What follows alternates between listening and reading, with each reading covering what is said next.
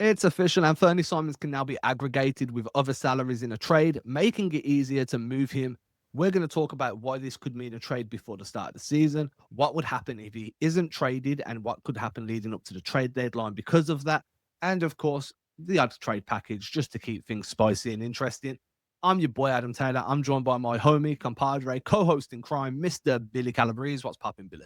What's up, everybody? So, Billy, you're the man with the cap stuff all in check. So, let us know why this is important for Simons. We'll start there. Why is this important that we can now see the Celtics go, hey, here's Simons and somebody in a trade package? I think it's huge because one, our goal is to get under the tax, and we're very close to that. And trading Simons by himself could possibly do that. The problem is there isn't a market for just Simons for a lot of reasons. The biggest being he's an expiring contract. So that means at the end of the season, he's just going to be able to walk. So teams aren't going to give up a lot of good stuff for somebody that can just, leave them at the end of the season. Plus, he's kind of unproven.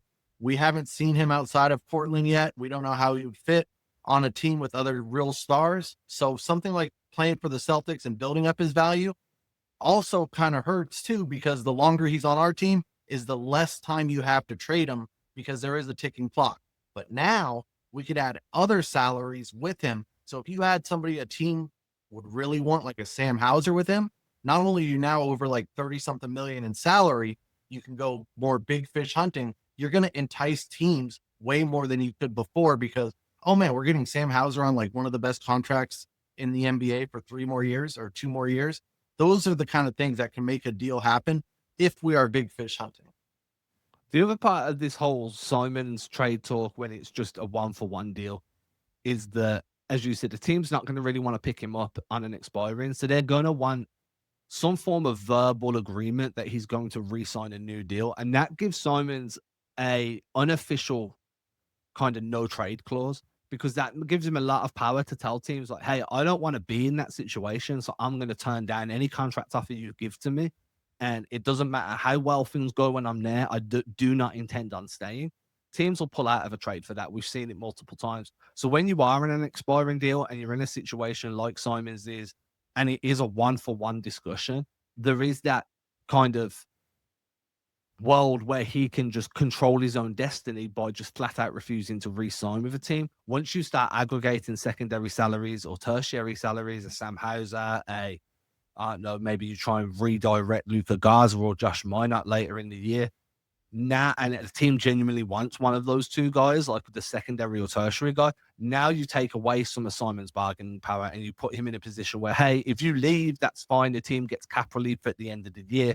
But also, if you're refusing to re-sign, that's not going to be what kills the deal because you're still getting, as you said, you're getting a Sam Hauser or whoever to kind of sweeten that pot and give you some long-term upside off making that trade. Now, whether the Celtics want to lean that deep into it, especially because Hauser's young enough to be part of the next championship core, as I'm kind of calling it, that remains to be seen. I don't think you get rid of one of the best movement shooters in the NBA on such a valuable contract if you're trying to be competitive again in a year or two. That just makes no sense to me. But I understand trying to duck below the tax completely just to kind of reset the repeater and everything. So there is that side of things too. Yeah. And like I said, we don't really know how they're going to kind of handle this. Is this going to be something that they've been waiting for? Because obviously there hasn't been a lot of really trade talk besides from the fans for Simons up until now from when we got him, because nobody really seems to see like him as a long-term fit for this team. But there also hasn't been it hasn't been a hot stove, his market. So now with being able to add all these extra picks that we've got, now being able to add other salaries, players that teams are probably interested in, I really do kind of expect this to heat up. And I'm looking at teams like Detroit that would love like somebody like a Sam Hauser. I'm looking at teams Chicago always comes up on these, but I think you had a really good one, right? Yeah, so if anyone's not subscribed, make sure you head over to the Celtics Chronicle, CelticsChronicle.com, and subscribe there. I did a newsletter probably about a week ago, 10 days ago at this point, where I'd put out a question kind of thing on socials, on Twitter, Blue Sky, and Instagram, basically saying, give me your best, but, and then, this is an important qualifier, realistic and Fernie Simons trade ideas, potentially being a 1-for-1 or a 2-for-1, however you want to look at it. And one that really caught my eye, just because it gives you long-term scoring upside and it still saves you around about $10 million a year, was a trade from at Ty Strong Long, which, is a mouthful in its best. And the deal was pretty straightforward. It was with the Kings. It was Simons heading towards Sacramento, and then Malik Monk and Isaac Jones heading back to Boston. Isaac Jones is on a 1-year deal, will expire at the end of the year. He'd fall at the very end of that center rotation. I don't see him getting much burn.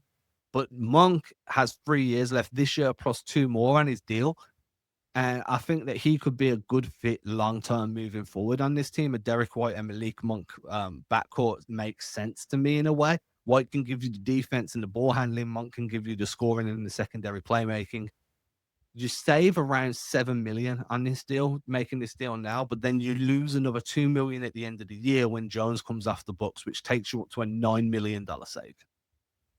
Yeah, I love it for a lot of reasons, but just the basketball reasons, even before Tatum comes back, I just think his shooting and his experience just gives us a little more. Now, offensively, Simons might actually end up being a better player. He just doesn't have the polish and the reps that somebody like Monk has.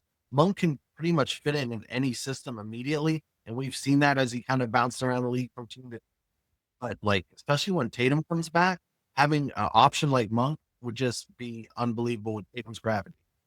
And to me, it's just, it gives you consistency, like having Simons and building an offense that's designed to get the best out of Simons as a secondary option, and then losing him at the end of the year and having to rebuild around Tatum and slot Brown back into a secondary.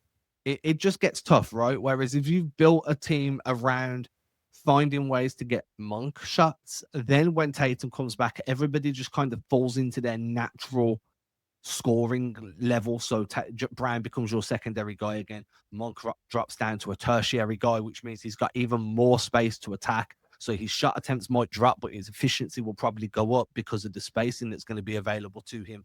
I think this gives you a year to really develop a partnership between Brown, Monk, White, whoever else is in that rotation, and then you slot Tatum in. Whereas anything you do with Simons this year, how you integrate him, how you develop 2-man games with him, the partnerships that he creates, they're all short-lived, because as far as where I'm sitting right now, I do not see a world where they re-sign him, especially anywhere close to the contract that he's currently on. I think that he's one of the more overpaid guys in the NBA.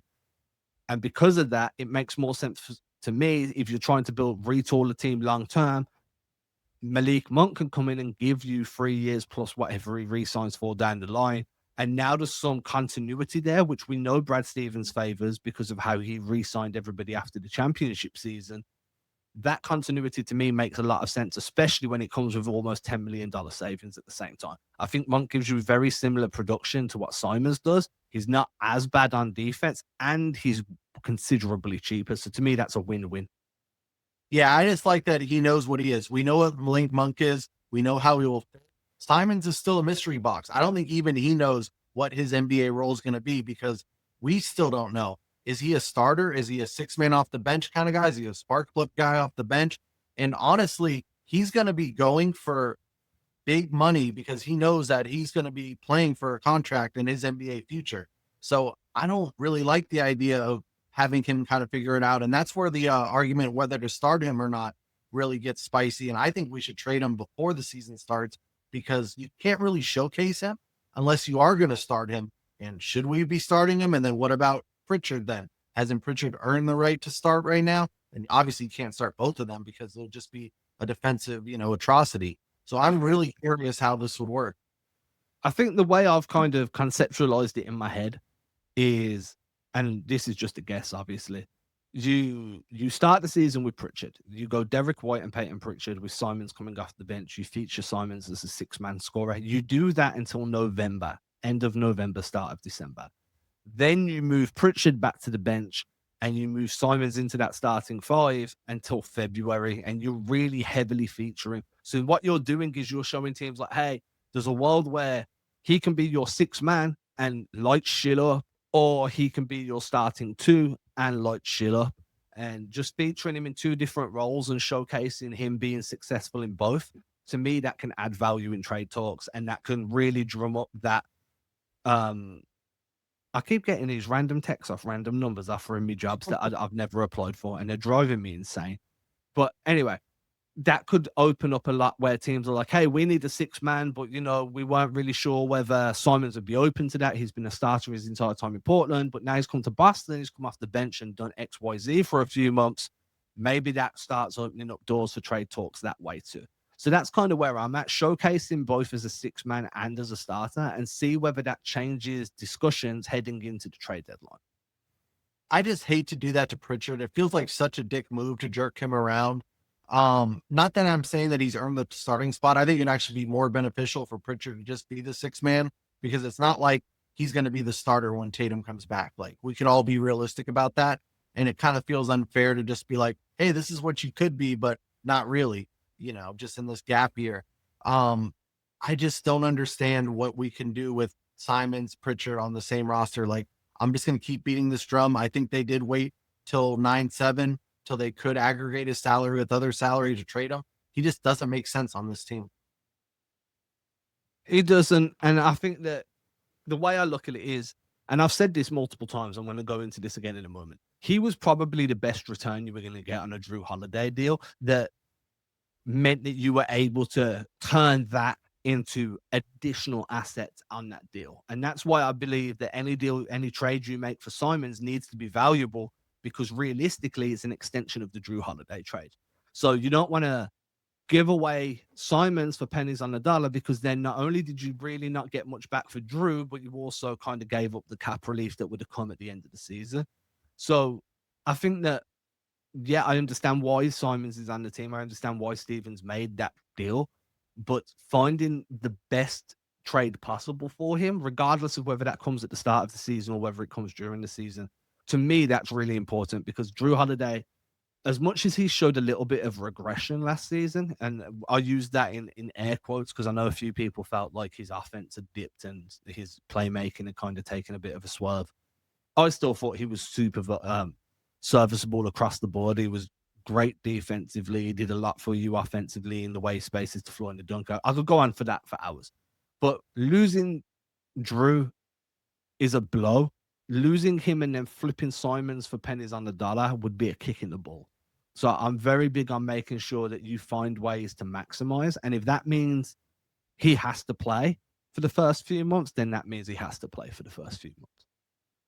I do think it's important to note, though, that like everybody in the league, including like executives and stuff, thought we would have to pay to get rid of that Drew Holiday contract, because as good as Drew still is, that contract becomes an albatross in a year or two. And he's not Father Time's undefeated. He's not going to be a $40 million player in a couple of years, but guess what? That's what he's going to be getting paid. So I do think that it's important to note that no matter what our return is for Simons, it still is better than getting like maybe like a Norman Powell or somebody that kind of just treads water with you that we maybe could have got for him. Not having to, give up picks or extra stuff. They paid us to take him instead of vice versa. I mean, I wouldn't say Norman Powell would have traded water. I think he would have been a great fit. But I get what you're saying as well. I do get what you're saying. But where I'm coming from is, yeah, okay, in a world, there is the obvious truth that Holiday's contract becomes an albatross in a year or two. But right now, that's not the case. You traded him at the peak of the value of this contract. Not the peak of his overall value in his career, but on this version of this contract, this is as most valuable as Drew would have been. And that's why you got somebody back like Simons. Now, you don't want to tarnish that and then downgrade from Simons to a guy that's played 2 minutes all year. Do you know what I mean? Or 2 minutes all last year, or whatever it is. So I do think a world where you could get someone like Malik Monk is a world where you can be like, yo, this trade worked out really well from us. We had a bunch of tax savings off Drew. We avoided the albatross years of the deal. We got Simons and flipped him into a long-term asset in a position of need following Holiday's exit. And we did that while getting a closer look on a one-year flyer at center, where the front court is just an atrocity, and we can go into that another day. I think that type of deal makes perfect sense because you tick every box on the way down. Now, whether or not something like that materializes between now and the trade deadline is a completely different discussion. I think teams know that Boston want to move on from Simons. teams also know that Celtics won't want to move on from someone like Sam, and low ball offers are primarily going to be what's available. Teams will try and take liberties here. Yeah, I think you're going to hear a lot of like Derrick White. You're going to hear a lot of teams trying to add people to him. And obviously Derrick White is just a non-starter for me. Like you're Yeah. not going to get him. There's absolutely not. Like when we talked about it earlier in the summer when it was like 4 first-round picks and some other stuff, I was still hesitant. And that was like a Godfather offer when it was basically like what Orlando gave up for Desmond Bane. So something like that comes along. That's the only time we could even start a conversation. And I think that, I'm not talking about trading White or Brown or anyone like that. But what I am saying is even trading someone like Hauser needs to be within the right context. You don't get shooters like him very often. And a lot of this depends. Like, look, we're talking about how Simons fits and how trading Hauser should be a really difficult choice. All of that's if Mazzulla plays a very similar system to what he has done in his first 2 years. He could completely alter the way this team plays, and all of a sudden Simons could be a guy where everybody's like, dude, you will be an idiot to trade him, re-sign him right now, because he could just thrive in whatever system Mazzulla puts out there. I think that we're going to see them play faster. I think that there's going to be a lot more guard-to-guard actions, primarily because there's not really big man depth, so you want to run more 21, you want to run more inverted screening and whatever you want to talk about there, because you need to create guard on guard advantages, because that's where your biggest skill set is now. And there's a world, and I'm not sure how likely it is that we live in this world at any point, but there is a world where Simons becomes so important to the way the Celtics are playing. You run with him till the end of the year and then see if you can get a deal done. I think that it's very short-sighted for anyone to be like, they need to trade him now without at least considering the chance that he could actually ball the fuck out. Well, that's the funny thing, isn't it? Like Simons is actually a perfect fit next to Tatum. And if it was Jaylen that was hurting out for the season and Simons was the one and Tatum was the one playing with Simons, he would absolutely be in heaven. Simons would be the perfect kind of player next to Tatum. The problem is we have Brown, we have White, we have Pritchard. It just doesn't work with this version of the team. But there is a scenario a year from now when maybe Jaylen is somewhere else. Who knows, that Tatum and Simons could be a hell of a punch. And you have to build for the team you want, not the team you have. Look, this is not meant to be a winning season. And I know a lot of Celtics fans disagree there. A lot of Celtics fans feel like there's still enough talent on this team to be contending. Not in the front court. And if you don't have a contending level front court, you don't have a contending level team. The NBA has shifted drastically back towards big man play, towards wing play. A lot of double big lineups, a lot of talented centers, talented fours. The Celtics don't really have any of that. Nimi has really impressed. Go watch my previous video when I was talking about what he showed at Eurobasket. But at the same time, if you don't have that front court depth, you're not going to contend. So you start building for the team you want, not the team that you have. And if you want a team that has Simons playing off of Tatum's gravity and slotting in as a complementary piece next to Tatum and Brown, then you try and figure that out now and then slide Tatum in later. The same way as like you build those relationships if you put Monk in, because everyone falls into place next season when Tatum's back. You can do the same with Simons. I think that there's a world where you have to explore that opportunity, but there's also a world where you're just like, do you know what? This dude's going to need too many touches. His usage rate is going to be too high. Once Tatum's back, the ball's not going to find him as much as it needs to. He's not going to be happy. We're not going to be happy. Let's bounce him. So I understand both sides of this coin. I just think that for me, finding a trade partner for somebody, again, like a Monk, but it doesn't have to be a Monk, makes the most sense to me long term. Yeah, it's just that's a guy I would trust in the playoffs to give me 25 to 30 minutes. Simons is an unknown. He's an unknown. The one thing I do want to kind of just big picture here, I know we're going to get a lot of shit because I think me and you are like the only ones covering the Celtics that are actually honest about this team. When I maybe exaggerate and say they're going to suck, but they're not going to be good. And it doesn't mean that the players aren't going to try hard and try to win every night. Tanking doesn't mean that they throw games. It doesn't mean Joe's not going to try to coach, but the talent on the court is the talent on the court. And the team on the other side is pretty much going to have more talent than them every night they play. So the front office decided this team's not going to be good. Players are still going to play hard. Coach is still going to coach, but the record is going to be what the record's going to be. And look, you could have a breakout year from Nemi. You could have a breakout year from Gaza. Josh Minot could just emerge as this two-way monster. These things can happen, but they're unlikely. The whole point of like buying low on these guys, like Gaza, Minot, etc., is because you want that kind of production to happen. You're trying to find that diamond in the rough. If you do that on your first attempt or your first or second attempt, you got really damn lucky. Hugo Gonzalez could be that guy. I'm not even putting Jordan Walsh in this conversation because I'm so low on Jordan Walsh that it's ridiculous, but I know a lot of people are high on him. So Walsh could be that guy. There's talent there to be developed. I just don't see them being anywhere near ready to elevate this team into a genuine deep playoff contender. By deep, I mean second round or conference finals this year. I just don't. I see this as if you make the playoffs, you'll probably be very lucky to get out the first round. I'd be very happy with you forcing a game 7 in the first round and being knocked out. That's the truth. Not because I don't have faith in White, Brown, Hauser, Pritchard, but because the lack of front court talent is going to let you down very quickly, especially in the postseason where the game slows a little bit and there's a lot of adjustments and you're just going to get exposed in the half court.